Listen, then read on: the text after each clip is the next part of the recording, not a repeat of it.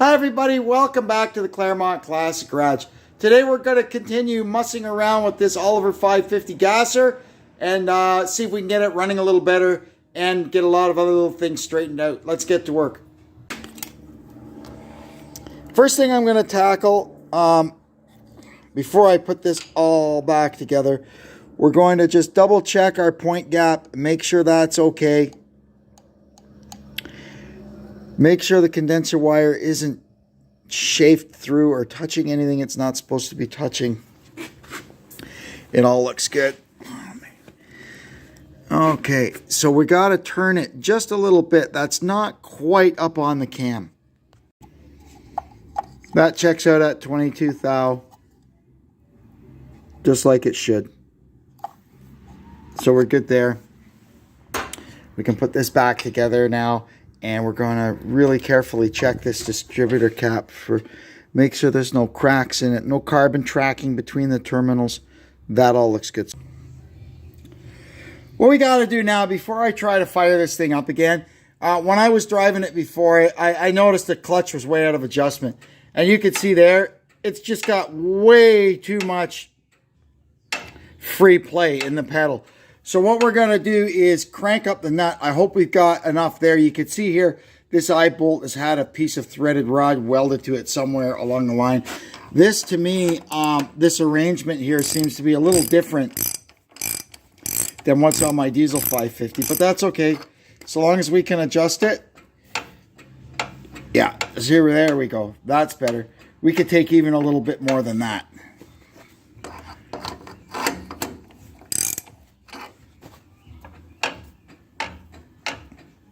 There. That's good. That should be a lot better. It was really like you could feel a jerk when you put it into gear, and you really had to keep that clutch pedal all the way down.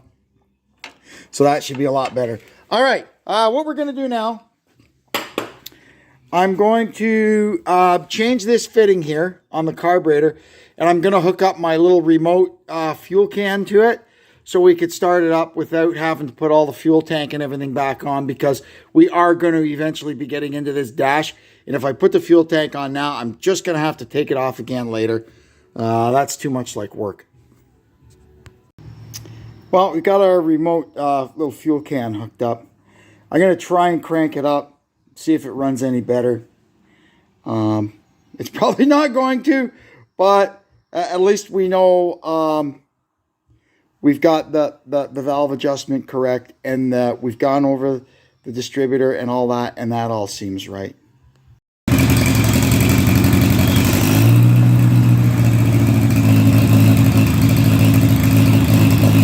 Well, it started right up, but it still runs terrible.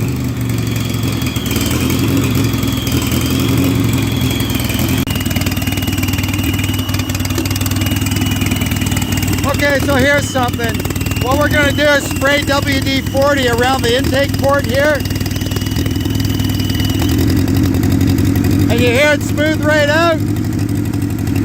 So we've got a big leak where the manifold is attached to the head. That's a large part of our problem. So I'm going to go ahead, back it back in. We'll let it cool off. While it cools off, I'm going to start taking the dash and stuff apart and see what we can fix in there. Now we've got the battery out of the way. You can see what a mess this is. There's wires going everywhere. The thing doesn't charge. I can see they've put a new regulator on it, trying to get it to charge. It's got all new wiring, and it still doesn't charge. So, stuff that's missing. The oil pressure buzzer is missing. The neutral safety or the clutch safety switch is missing. The fuse box should be under here is missing. We'll see what we can do about those things. I've got all the dash and everything out of the way. That'll make it a lot easier to work on the wiring and stuff. What I'm going to do now, this thing's finally cooled off, so we're going to start getting all of this apart so we can get down to the manifold. I'm going to try and get the muffler off. Originally, the muffler is welded onto this elbow here. And when you get a replacement muffler, you have to cut the remains of your old muffler off, and the new one goes on with a clamp. So there should be another clamp here, a U-clamp that goes around it, but it's missing. I don't know where it is. But anyway, we're going to try it, see if we can loosen this clamp and get this muffler off of here. Then we have to get the heat shield off, and we can start trying to get the manifold off. It looks like the manifold is made of two pieces that are bolted together. There may be a gasket in between them that's blown, but I kind of think it's leaking where it is attached to the head. The muffler came right off. Now you can see here there's a tab there. We got to get that bolt out, and these two bolts here, and the heat shield will come off. Then we'll get a good view of this thing. With the heat shield out of the way, and I got rid of the air cleaner too because it comes out easy. You can see the manifold here, and we can determine that is actually two pieces. The intake is separate from the exhaust manifold. It's held to the head with these two crabs, and it's held. There is a joint between the two manifolds. I guess there's a heat stove in there to warm the manifold up. So that's what these two bolts do. So we're going to see if we can get this free, and then we'll see if we can find out what we got to do to get it sealed back up. These are the copper seals or gaskets that fit between the manifold and the head. And you can see up here on the top side of them how dark they are. Well, that's where they've been leaking. So we're going to get all this stuff cleaned up, and we're going to try to shim it up with some paper to just get it sealed properly. We can't shim it up. We can't shim it up too much because we still need some crush on this gasket here. Where the exhaust and the intake manifolds mate. So that's okay. We'll get it cleaned up and we'll go from there. I got the elbow out because I want to steal the new muffler and the proper factory original stack off of this one for mine. So I tried with heat to get these bolts out, but you can see they both broke.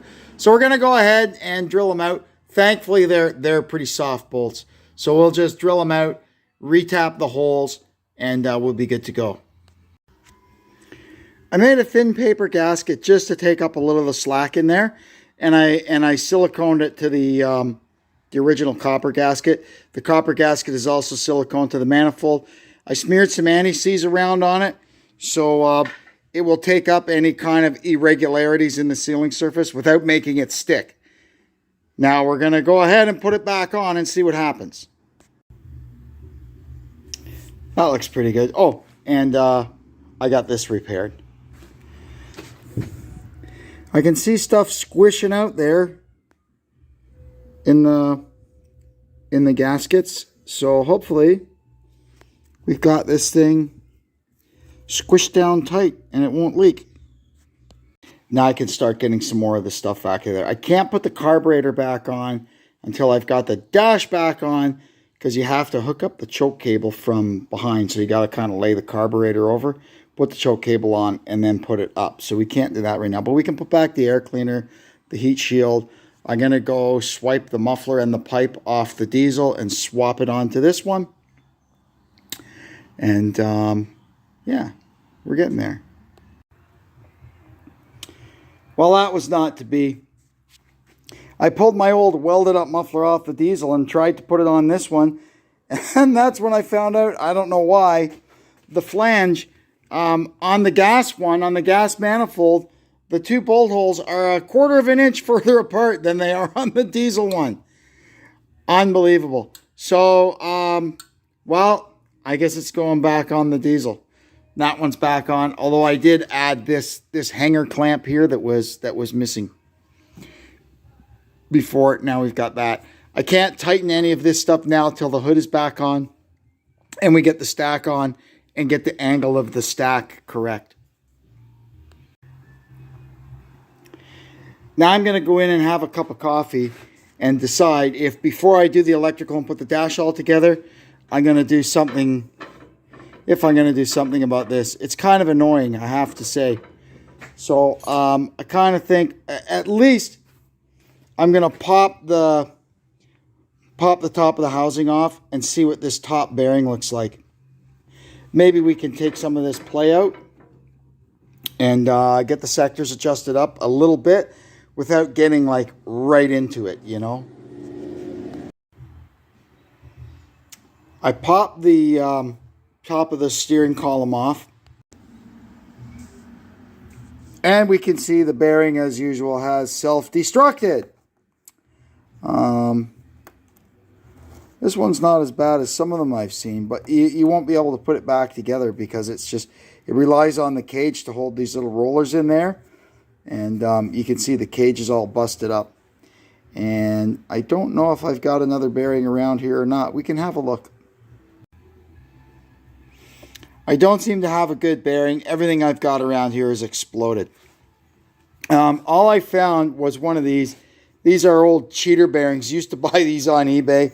They're under the category better than nothing. I'm more comfortable using these on the bottom, but I don't want to pull this whole steering box apart. So we're going to try this. What we got to do is knock the race out of there. We'll just use a long punch, knock that race out. Then we push that in and set up the free play. We got the bearing race knocked out and push the cheater bearing in. So what we're going to do, I've got a couple of guide studs on here, and I just put back the original shim pack that was there before. We'll put it together, tighten it down, and see how it feels. So it's got a little play in it, but we have greatly reduced the play that was there. So I'm not going to mess with this further. You can't really tighten these things tight like you would if it had a bearing in it when you've got those plastic cheater bearings in. It's a stopgap at best, but it'll get the thing going for now. Now we'll get a jug of gear lube, and we're going to fill this thing up as far as we can till it overflows, or almost overflows. We don't really want to overflow it. Okay, that's good for now.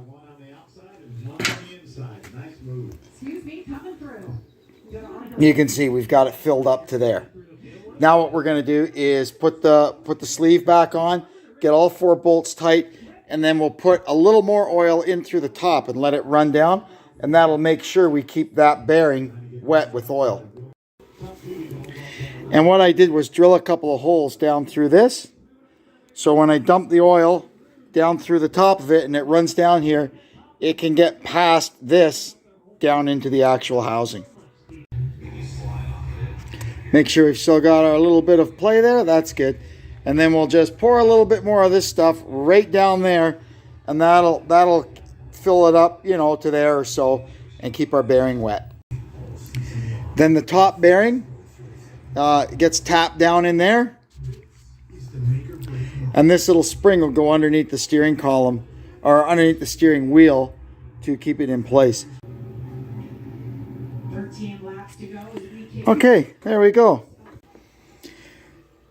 So here's the dash with the wiring, and you can see here, because they've deleted the fuse panel is gone, the clutch safety switch is gone, so they've had to do a lot of jumps and splices, and we're going to have to unwrap all of these because we're going to make it back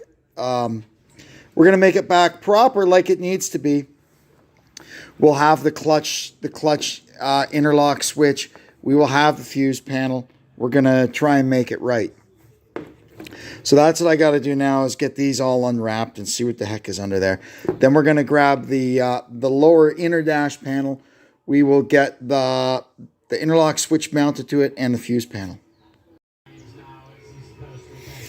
These tractors were also originally positive ground. They were 12 volt, but they were positive ground. And the cluster gauge here, if it's the original one that's set up for positive ground, it will not work in a negative ground scenario.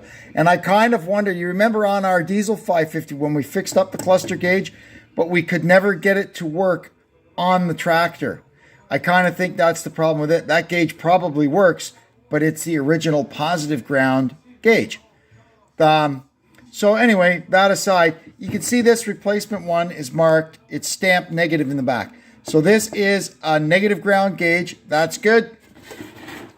And we will be able to repolarize the generator so long as it works, and it will run in negative ground. Fingers crossed on that. And here's the first one. Here's the first connection I've unwrapped. It's sad, really, that for lack of a trip to Princess Auto to get a micro switch and a little fuse panel, they messed up this. It was a brand new wiring harness, and I'm sure it wasn't cheap. But anyway, that's all right. We'll fix it. Here's the fuse panel and our clutch switch installed. This is mounted a little differently than the original style would have been. It would have been screwed through there and adjustable. We don't have that, so we'll make the little push rod from the clutch pedal adjustable if we have to make this all work. But should be okay. What we're going to do now, we've got our harness. This is a new harness, so there's little tags with numbers for the wires. So what we're going to do is just kind of go through it. We've got a copy of the factory wiring diagram, and we're going to use the meter and check some of these wires and just write the numbers down on here so that when we go to hook everything up back up on the tractor, we've got a little better idea. They're not all numbered, but a lot of them are. There we are. We got the wiring all sorted out. It's bundled up nicely. We've got the clutch switch hooked up. It's got a fuse box again, like it's supposed to have. There's a bunch of leftover bits we got from it. I couldn't figure out all that weird stuff, but what had happened is because they hadn't bothered to take everything apart and run the harness under the battery tray like it should be, they'd gone kind of over and around the battery, and they had to make all the wires longer to get them to reach. I'm sure there'll be, when we terminate some of these things where they're going, we might have to do a little work on them. But for now, we can get this dash slid back down over the steering column and go from there. Now we need to find a piece of flat bar or rod or something and make the little link that goes here from the clutch pedal up in to activate the clutch safety switch. So you can see there, it'll push up on it. So let's get started on that. Here's the first step. We got this old, it's a long 3/8 bolt, and we heated up and flattened it, right? So now I'm going to wait for this to cool off, and I'm going to kind of round off the end of it a little bit, and then we'll drill a 3/8 hole through the middle of it for our clevis pin. What I got to do now while I wait on that to cool off, I got to unwind the clutch adjustment and get this clevis pin out of here. Now here's something I've learned. The clutch linkage is a bit of a bugger up here. There should be like a little roller in this lever here so that as this goes up and down, it can do that, right? It can swivel. And they've just got a bunch of different size washers all packed in there. I can see the eye bolt has been repaired at some time, so probably somewhere along the line this thing is broken. Everything's gotten dropped out in the field somewhere and they couldn't find it. So they fixed this up the best they could and cobbled up something for that. So what we're going to do, we're going to make up, I'm going to knock this washer out. It's stuck in there. I hope it's not welded in there. And we will, we'll on the lathe, we'll make a little roller for in there. There, that's what should be in there. See, that just goes in like that. So as this lever articulates, this thing is free to swivel back and forth. So you don't get anything bound up or put any undue stress on the eye bolt. We'll finish it off. When we're done, we'll put a nice new nylon lock nut on the bottom so the adjustment holds. So there's all that fixed up. We've got our little piece of linkage for the switch. We've got our swivel for the clutch linkage all fixed up. And now you see, that works nice. And you can hear up there that the clutch safety switch clicking. And you can see here, you got to push that clutch all the way down to make that thing work. And that's how it's supposed to be. This side's pretty much all back here. Then I've got the throttle linkage all set. Oh, I'm missing a bolt there. And then once we have the lever and everything up top, we'll have to set the tension on the friction discs here. And the wiring is all done on this side, except here we still have to put the positive battery cable on, but we'll do that once we get the battery mounted in here. Next, we're going to look at this coil. This tractor originally would not have had a ballast resistor, but as we found it, it had a ballast resistor. So what we're going to do, there's two different kinds of coils. There's one that need a ballast resistor and one that kind of have the higher resistance primary coil in them. So they're kind of like a no ballast resistor required coil. So we're going to pull it out of the bracket and see if there's any writing on it that says internal or external resistor. So there's not really much writing on it, but we could see there ABC5, whoa, focus, ABC 509, which anybody that mucks around with old tractors will instantly recognize as a Steiner Tractor Parts number. So we're going to go over to their website and see what it says about this thing. So there it is, ABC 509, 12 volt distributor coil, internally resisted. So we do not need to use the ballast. See, it does not use external resistor. We also have to make sure we hook it up. There's the positive side of it. So we're going to hook that up to the tractor wiring. And this negative will have the little short jumper over to the points terminal on the distributor. If we were doing this thing positive ground like it originally was, this would connect to the harness and that would connect to the points. That's this side all buttoned up. Look at all this mess just to run a generator. No wonder people put alternators on them. Well, we're just about there, eh? I ran into some difficulties with the generator. It did not want to cooperate. So I just went ahead and stuck an alternator on it.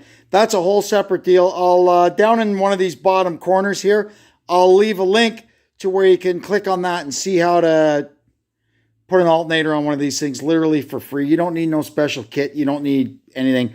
All you need is an old Chevy alternator from the junkyard, and pretty much everything else is junk laying around.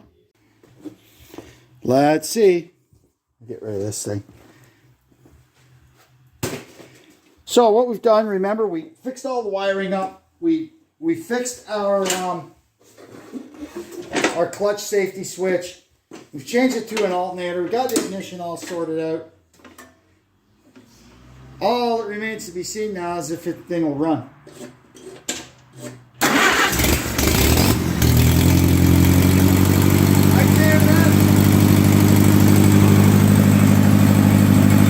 And the charge light is out, so she's charging.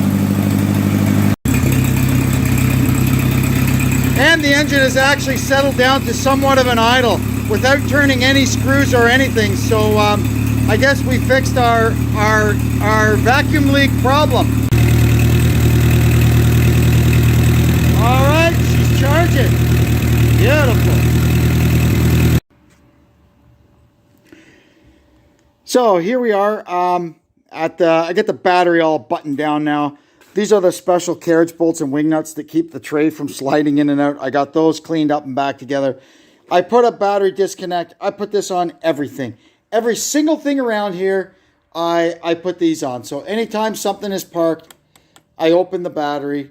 Number one, it makes the batteries last a heck of a lot longer. Number two, it protects you from bad things that can happen. Like if you watch my friend Nick at the Real Guy Garage, he just finished evicting a raccoon from the crawl space or the mezzanine in his shop. And you get some of these little critters in there, especially I keep a lot of these machines in old wooden barns and sheds. And a mouse or a squirrel or something gets in there and starts gnawing on wires and stuff. That could have a very, very, very bad ending. So anyway, we just do this. And every time we park it, open it, and I close the fuel valve too. Every single time I park them.